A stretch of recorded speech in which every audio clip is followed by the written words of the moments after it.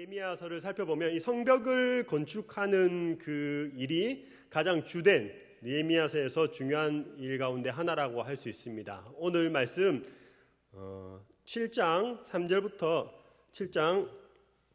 5절부터 7절까지의 말씀을 살펴봤는데 사실은 7장 전체적인 내용을 한번 살펴보려고 합니다. 7장의 1절은 이렇게 말씀하고 있습니다. 드디어 이제 성벽이 다 건축되었다고 말하고 있습니다. 여러 가지 어려움에도 불구하고 52일 만에, 굉장히 짧은 기간이죠. 52일 만에 밤에는 무장을 하고 보초를 서고 낮에는 또 무기를 들고 일을 하면서 쉬지 않고 중단되지 않고 일을 52일 만에 끝마치게 되었습니다. 여러분, 이제 그 52일 동안 얼마나 힘을 쏟았겠습니까? 느헤미야도 마찬가지고 그 공사에 참여했던 사람들도 밤낮 쉬지 않고 일하면서 자신의 모든 에너지를 쏟았을 것 같습니다. 그러면 이제 조금 쉴만도 한데 느헤미야는 쉬지 않습니다. 쉬지 않고 또 다른 일을 계속 추진해 나갑니다. 왜냐하면 이 성벽을 쌓는 일이 느헤미야의 최종적인 목적은 아니었기 때문입니다. 성벽을 쌓는 건 느헤미야가 계획했던 목적의 하나의 과정일 뿐이었다는 것이죠. 느헤미야는 성벽만 재건하는 것이 아니라 그 황폐해진 예루살렘 성읍 그리고 이스라엘 공동체를 회복하는 것이 목적이었습니다. 그래서 느헤미야서를 보면요, 1장부터 13장까지 있는데 1장부터 6장까지가 성벽을 건축하는 내용이라면 7장부터는 이제 그 사람들을 공동체를 세우는 일을 다루고 있습니다. 각각 거의 절반의 분량을 그렇게 할애하고 있다는 것이죠.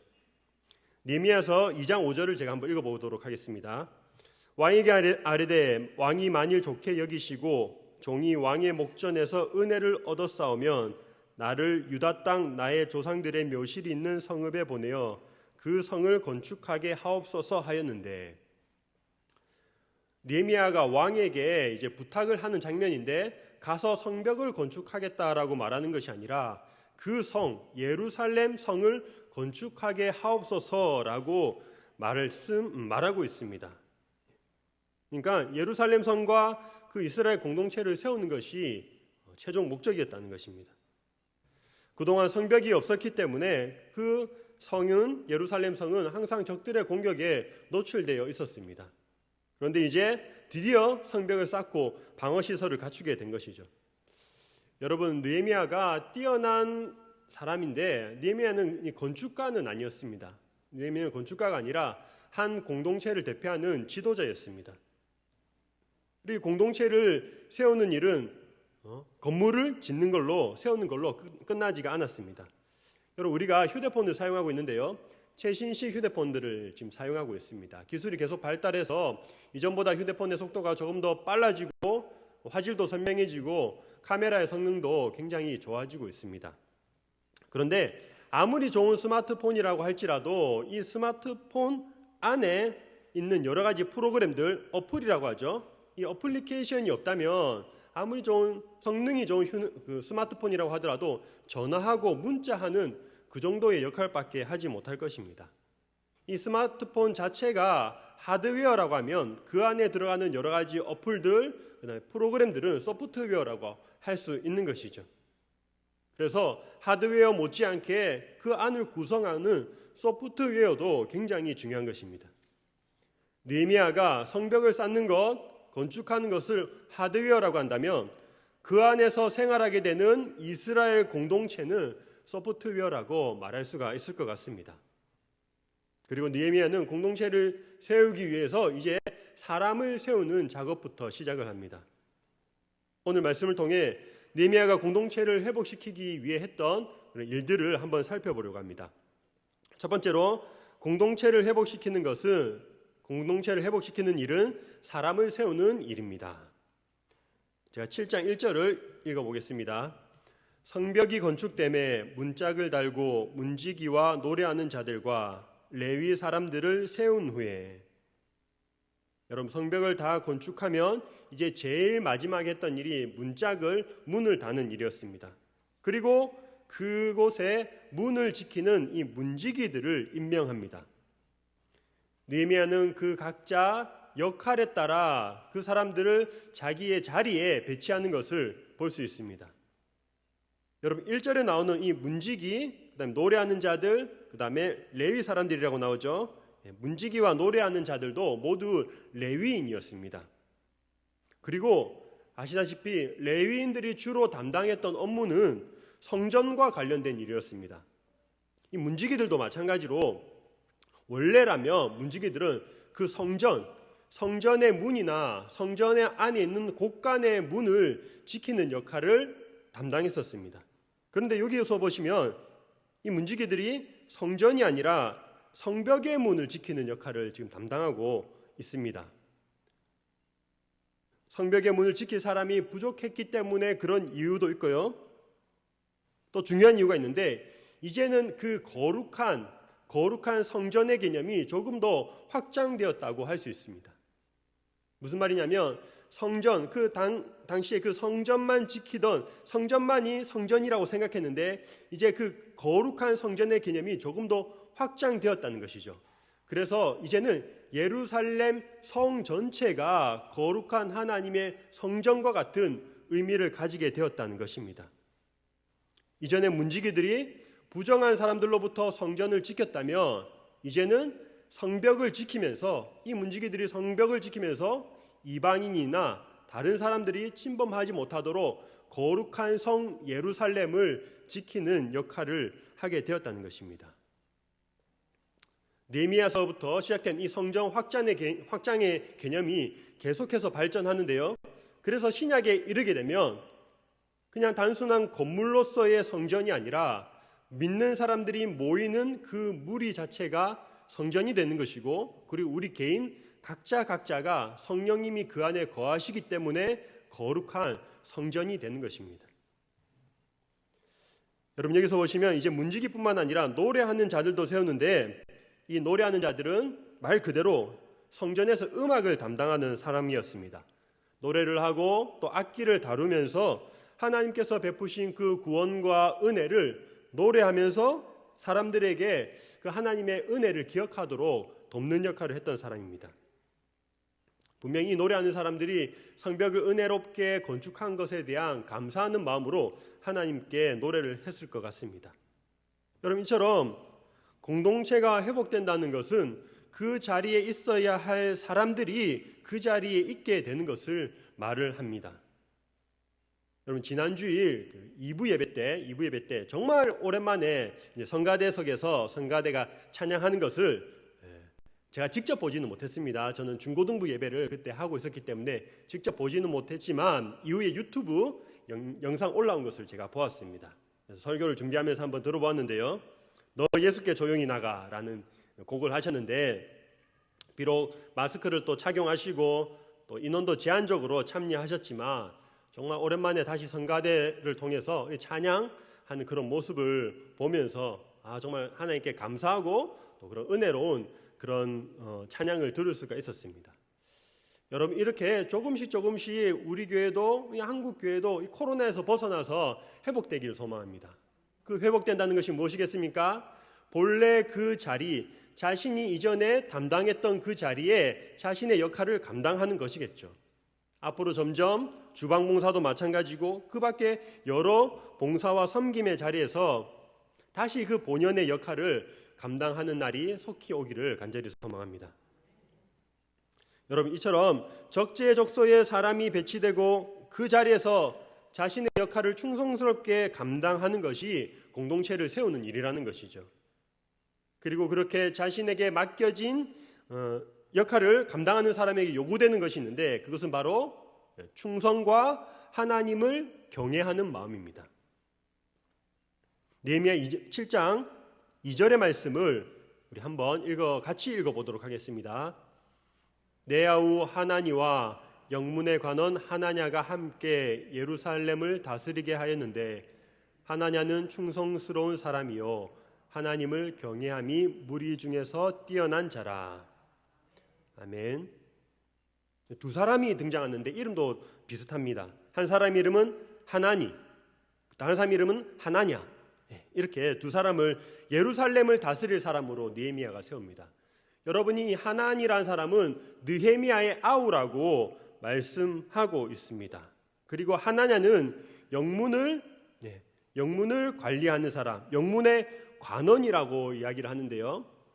성벽을 둘러싼 여러 가지 문들이 있지만 그 가운데서 가장 중요한 역할을 했던 문이 북쪽의 영문이었습니다. 그래서 그 영문의 관원인 하나냐와 느헤미야의 아우 하나니를 세우는데, 하나냐를 가르쳐서 말씀하기를 충성스러운 사람이고 또 하나님을 경외함이 뛰어나다, 이렇게 말씀하고 있습니다. 이 하나냐뿐만 아니라 하나니도 느헤미야 말씀해 보면요, 굉장히 충성스러운 사람이라는 것을 우리가 볼 수 있습니다. 하나니의 충성스러움을 볼 수 있는 그 구절이 1장에 나오는데, 1장에 이 하나니라는 이름이 한번 등장을 합니다. 1장 2절에 보면 이런 말씀이 있습니다. 1장 2절에 보시면 내 형제들 가운데 하나인 하나니가 두어 사람과 함께 유다에서 내게 이르렀기로 내가 그 사로잡힘을 면하고 남아있는 유다와 예루살렘 사람들의 형편을 물은즉. 자, 느헤미야가 지금 바벨론에 수상궁이 있습니다. 그리고 느헤미야의 아우 하나니가 예루살렘의 형편을 살펴보고 거기서 수상궁까지 와서 느헤미야에게 예루살렘의 상황이 지금 이러이러한 상황이다라는 것을 보고하는 장면입니다. 여러분, 예루살렘으로부터 그 바벨론 수상궁까지의 거리가 약 한 1600km 된다고 합니다. 굉장히 먼 길입니다. 그 길을 달려서 예루살렘의 상황을 보고한 것으로 보아서 그 하나니의 충성심을 엿볼 수 있다는 거죠. 또한 이 하나니도 느헤미야만큼이나 예루살렘에 대한 안타까운 마음과 또 그런 간절한 마음이 있었던 사람이었습니다. 어떤 책임감을 지닌 사람이었다는 것이죠. 여러분, 충성이란 단어 우리가 자주 사용하는데 제가 충성이란 단어를 어떤 사전적인 정의를 한번 찾아보았습니다. 네이버 사전으로 충성이라는 단어를 찾아보니까요, 진정에서 우러나오는 정성이라는 그런 뜻이 있었습니다. 진정성이 있어야지 그게 충성이라는 것이죠.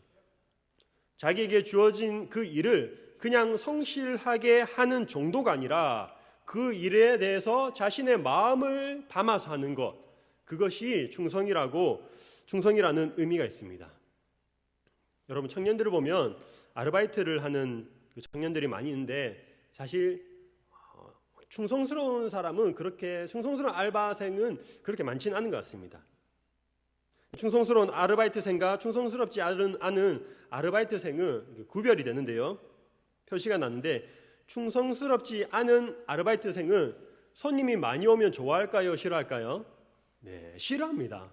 왜 그렇죠? 어차피 시급은 정해진 것이고 그 시간만 때우면은 돈을 받게 되는데 굳이 손님이 많이 와서 힘들게 일하는 걸 싫어합니다. 하지만 정말로 그 주인과 사장님과 관계가 좋은 아르바이트생은 누가 시키지 않아도 스스로 더 열심을 내고 일하는 그런 아르바이트생도 가끔씩 우리가 보게 됩니다. 여러분, 마찬가지로 우리가 믿음 생활을 할 때에 충성스러운 사람은 하나님께서 말씀하신 여러 가지 그 말씀들, 계명들, 율례들, 그런 것들을 하나도 빠지지 않고 그냥 지키는 것에 그치는 것이 아니라, 충성스러운 사람이라면 내가 어떻게 하면 하나님을 조금 더 기쁘게 할 수 있을까? 지금 하고 있는 일, 그것을 뛰어넘어 어떻게 하나님을 기쁘시게 할까라는 그 하나님의 마음을 헤아리고 마음으로부터 정성을 다하는 사람이 충성스러운 사람입니다. 예를 들면 예배를 드릴 때도 모두가 함께 예배 자리에 나오지만 그 예배에 마음을 다해서 찬양을 부르고 마음을 다해서 하나님께 기도하고 마음을 다해서 하나님 앞에 나 자신을 온전히 드리는 예배자가 하나님 앞에 충성스러운 사람이라고 할 수 있습니다. 그래서 신약 성경에 보면 5달란트 받은 자가 나오죠. 주인이 뭐라고 시킨 것은 아닙니다. 더 이윤을 남기라고 시킨 것은 아닌데, 그 받은 5달란트를 그대로 두지 않고 그것을 주인을 기쁘시게 하기 위해 열심히 일하고 불렸을 때에 그 주인이 돌아서 말하기를 잘하였도다, 착하고 충성된 종아라고 이렇게 칭찬하시는 것이죠. 여러분, 충성과 더불어 지도자로서 요구되는 자질이 또한 하나님을 경외하는 것이라고 말씀하고 있습니다. 느헤미야가 세웠던 사람은 예루살렘을 다스릴 어떤 지도자, 리더십의 역할을 하는 사람이었습니다. 그런 좀 높은 위치, 다스리는 위치에 있는 사람일수록 조심해야 하는 부분이 있다면 바로 교만입니다. 교만. 내가 서 있는 위치 위에 또 다른 누군가가 있음을 알고 나의 위에 하나님이 계심을 알고 하나님을 두려워하는 그런 마음을 가지고 있어야 한다는 것이죠. 그렇다면 그런 사람이라면 교만하지 않고 겸손합니다. 그리고 교만하지 않는 사람은 자기의 아래에 있는 사람들을 또한 함부로 대하지 않는 것이죠. 느헤미야가 예루살렘을 다스릴 지도자를 세울 때 언급한 것은 이 충성스러움과 하나님을 경외함이었습니다. 사실 그 밖에 얼마나 필요한 자질들이 많았겠습니까? 뛰어난 능력, 건강, 체력, 여러 가지 것들이 많이 있었겠지만 하지만 그럼에도 불구하고 가장 중요하게 생각했던 것 두 가지가 있다면 바로 이 충성과 경외함이었다는 것이죠. 사랑하는 성도 여러분, 공동체가 바로 세워진다는 것, 이것은 이처럼 충성스럽고 하나님을 경외하는 사람들이 적재적소에 배치되어 마음을 다해서 섬기는 것입니다. 공동체를 회복시키기 위해 첫 번째 요소가 이제 사람을 세우는 거였다면요, 이 두 번째는 사람을 채우는 일입니다. 첫 번째는 세우는 일, 두 번째는 사람을 채우는 일입니다. 제가 7장 4절을 한번 읽어보도록 하겠습니다. 그 성읍은 광대하고 그 주민은 적으며 가옥은 미처 건축하지 못하였음이니라. 여러분, 예루살렘에 성전이 있습니다. 비록 이전만큼 영광스럽지 못하지만 성전이 지어지고 또 시간이 한참 지난 뒤에 드디어 이제 성벽도 완성이 되었습니다. 그런데 막상 그 예루살렘의 안에 생활해야 하는 사람들이 많지 않았다는 것이죠. 성벽이 재건되기 이전까지만 하더라도 예루살렘은 계속해서 적들의 공격을 받았습니다. 방어의 시설이 없었기 때문에 계속해서 공격을 받았죠.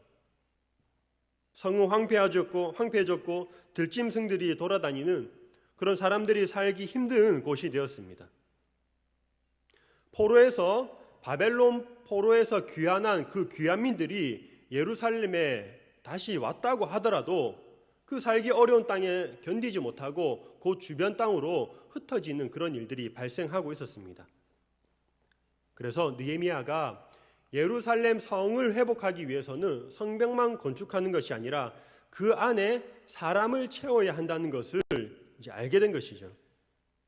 그리고 하나님께서 그런 느헤미야 마음에 감동을 주셨습니다. 감동을 주셔서 사람들을 다시 예루살렘으로 불러들이기 위한 그런 방법들을 깨닫게 하십니다. 그래서 먼저 느헤미야가 했던 일은 그 1차 포로에서 돌아온 사람들, 그 사람들의 명단을 확보하는 것이었습니다. 여러분, 우리도 교회도 보면요, 이렇게 교역자들이 새로운 부서에 부임을 하거나 아니면 또 이제 새로운 교회에 부임하게 되면 가장 먼저 하는 일이 이제 교인의 명단을 확보하는 거죠. 출석을 잘하시는 분들, 그리고 장기 결석자들, 그런 교인의 명단을 파악합니다. 분류를 하고 그리고 장기 결석자들에게 연락을 해서 그분들이 다시 신앙생활을 할 수 있도록 그렇게 독려하는 일들을 합니다.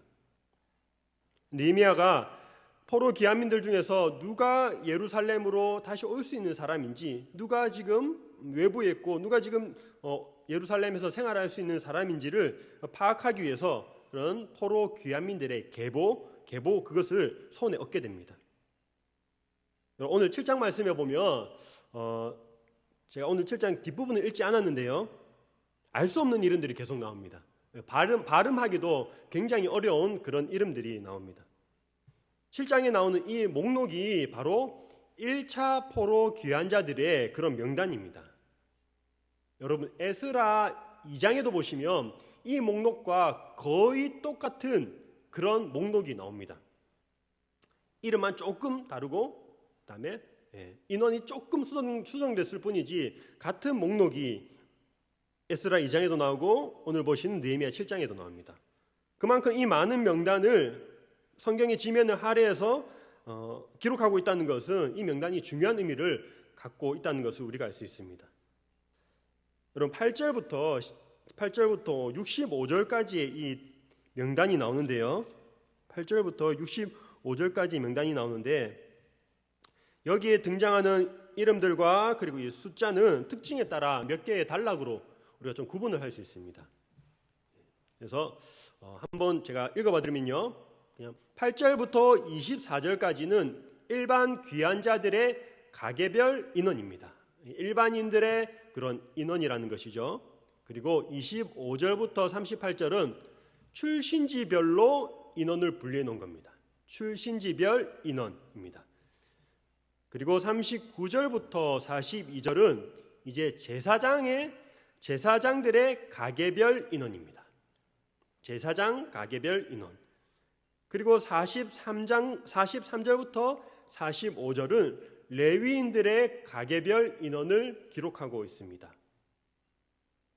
46절부터 56절은 특별히 느디님 사람이라는 그 사람들의 명단을 기록하고요. 57절부터 59절은 솔로몬의 신하의 자손들의 명단을 기록하고 있습니다. 그리고 마지막으로 61절부터 65절까지는 어느 가계에 속하였는지는 그런 불분명한 그런 사람들의 명단을 기록하고 있습니다.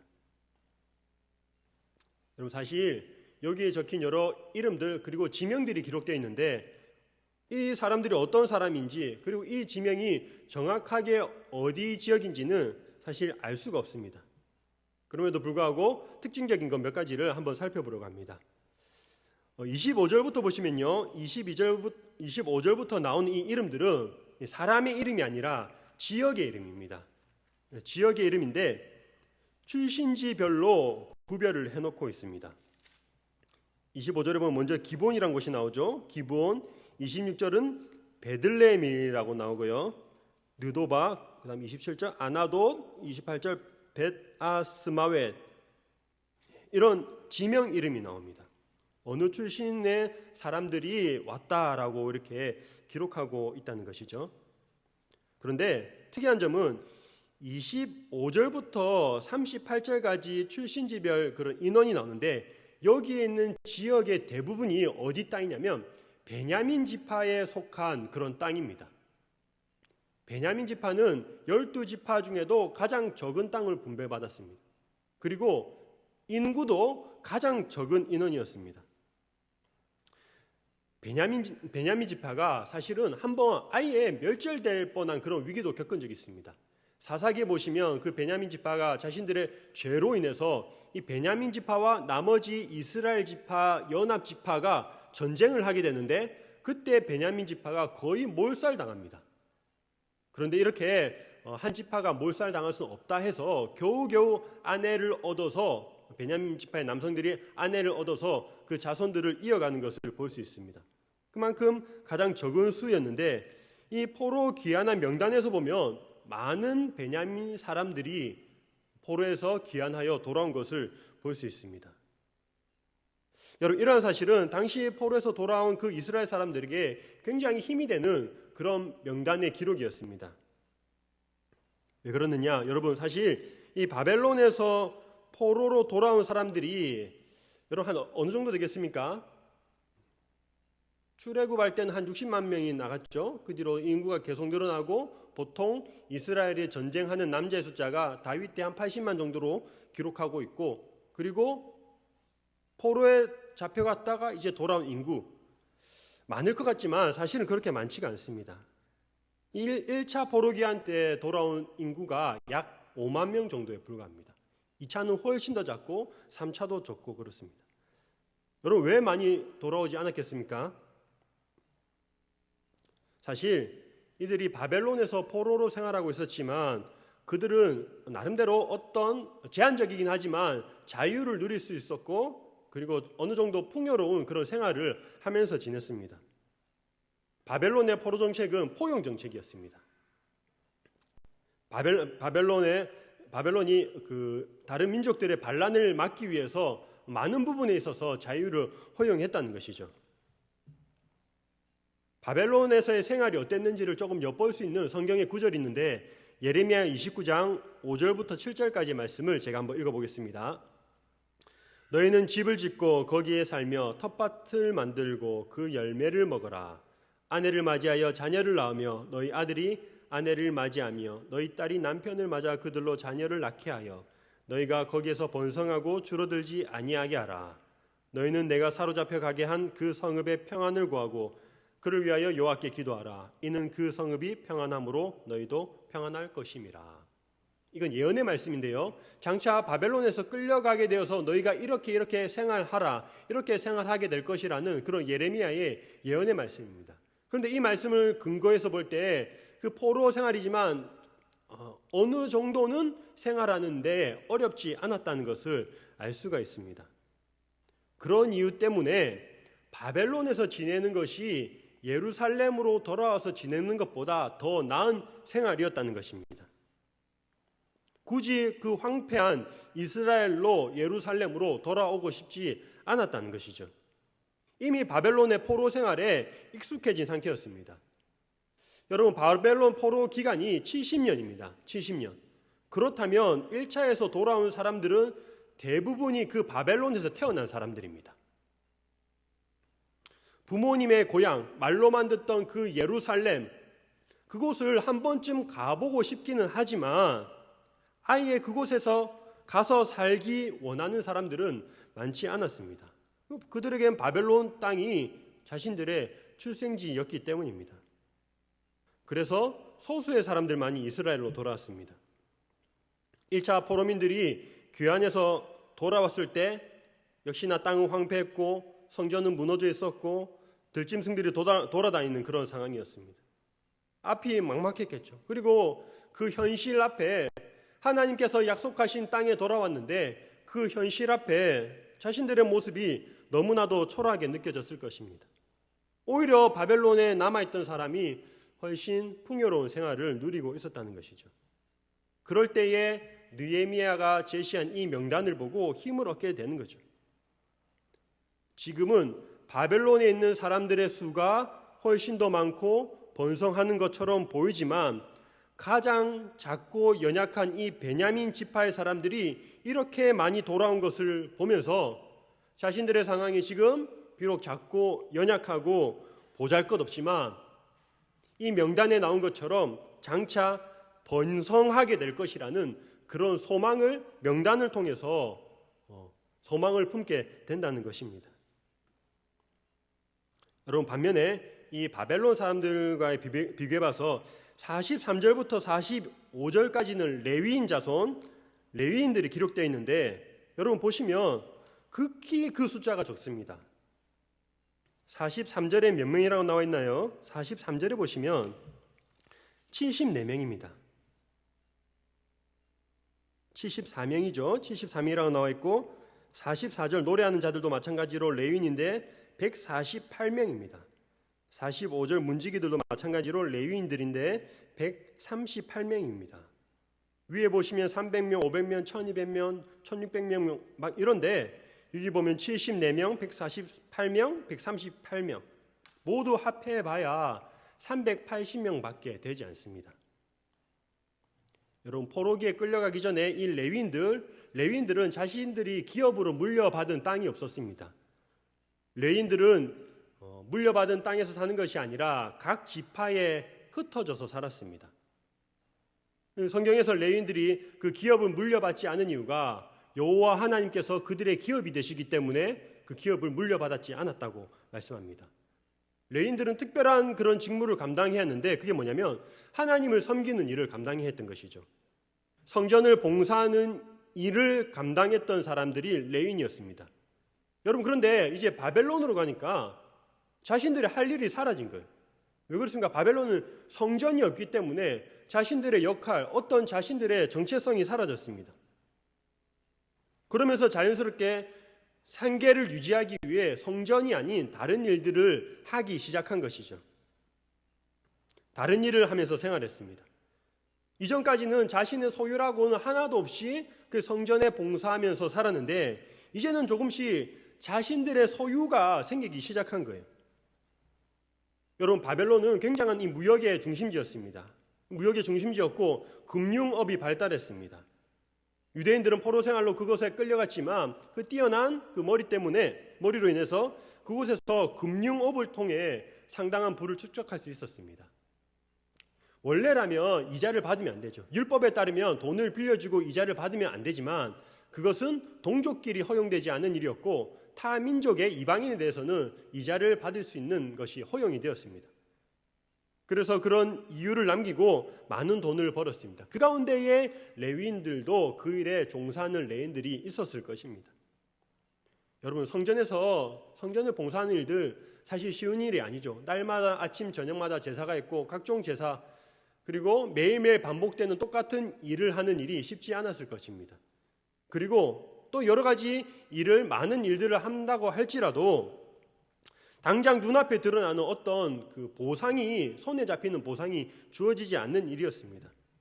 그렇게 생활하던 레위인들이 바벨론에 가니까 이제 그곳의 포로 생활이 자신들에게는 오히려 더 자유롭게 느껴지는 거예요. 태어나면서부터 결정된 그런 직업이 아니라 자신들이 마음대로 어느 정도는 자신들이 하고 싶은 일들을 하면서 살 수 있게 된 것입니다. 그래서 결국 이스라엘에 돌아갈 기회가 주어졌음에도 불구하고 자신들의 그런 직무를 포기하면서까지 성전을 섬기는 일보다 바벨론에서의 그런 안락한 생활을 선택했던 것입니다. 사랑하는 성도 여러분, 코로나19로 인해서 많은 사람들이 교회를 떠났습니다. 그들의 입장에서는 교회를 떠난 게 아니죠. 그들 입장에서는 교회를 떠난 것이 아니라 지금 상황이 여의치 않기 때문에 잠시 어떤 신앙의 활동들을 중단한 상태입니다. 그리고 대부분은 이제 코로나가 조금 괜찮아지고 잠잠해지면 다시 열심을 내서 신앙생활을 하겠다라고 그렇게 말을 합니다. 여러분, 그런데 여러 가지 전문가들이 밝힌 그런 자료에 의하면 미래는 그렇게 밝지가 않습니다. 많은 전문가들이 말하기를 코로나가 종식되고 일상으로 회복된다고 할지라도 교회에 출석하는 교인의 수는 그 이전만큼은 회복하기는 힘들 것이다, 그렇게 말을 합니다.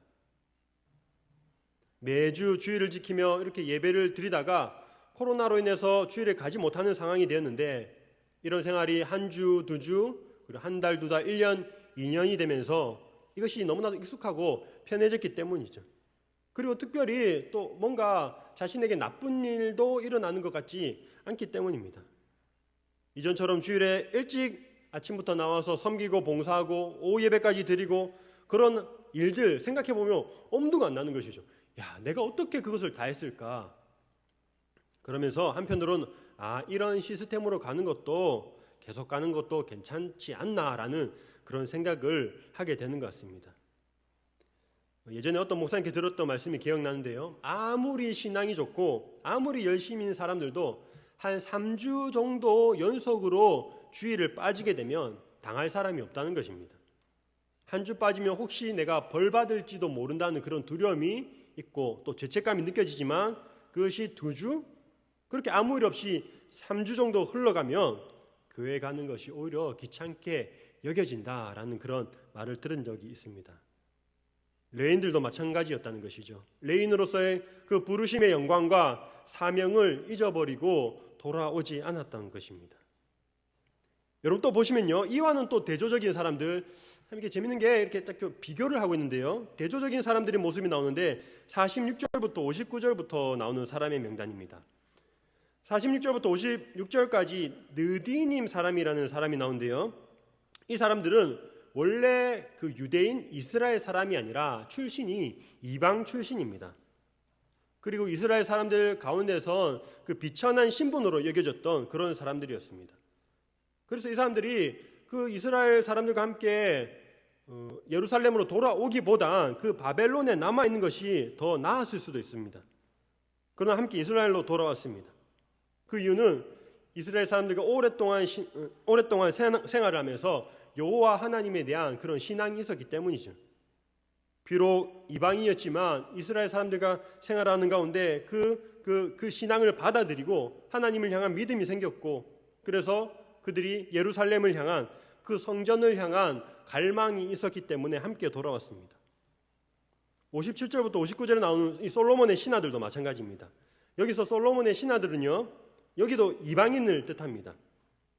솔로몬 시대의 그 궁전과 성전과 여러 가지 건축물을 짓기 위해서 이방으로부터 많은 역군들을 들여와서 일을 했는데, 그때부터 함께 정착했던 살았던 그런 사람들, 그러니까 출신은 이방인 출신이었죠.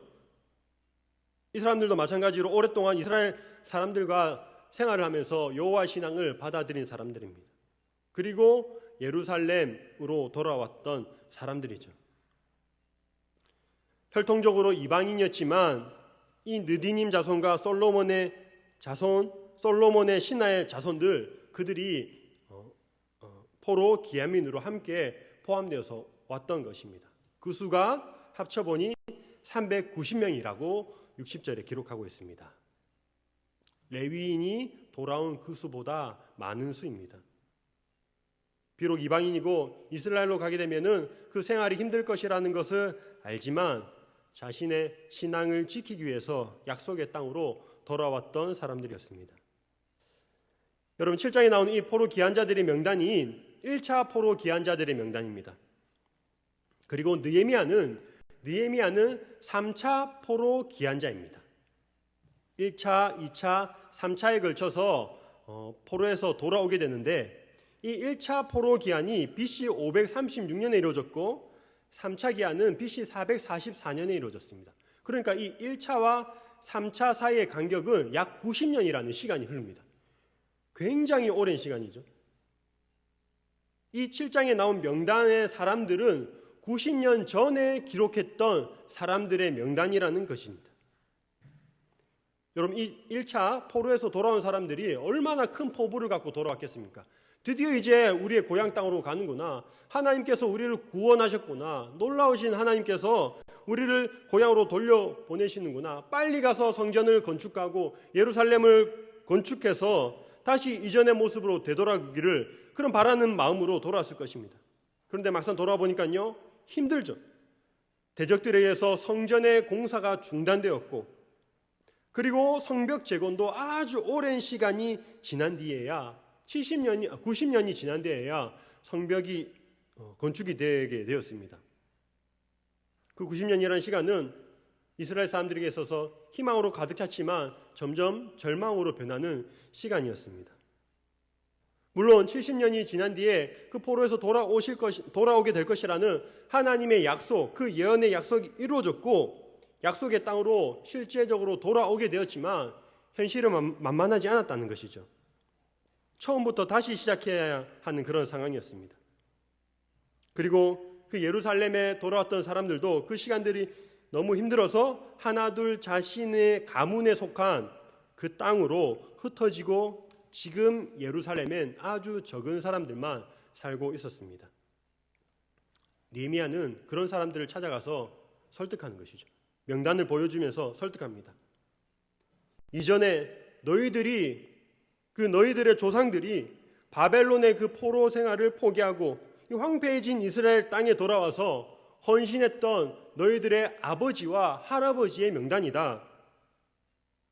성벽이 건축되기 훨씬 이전부터 예루살렘에 와서 그렇게 일군 사람들의 명단이다 라는 것을 보여주는 거죠.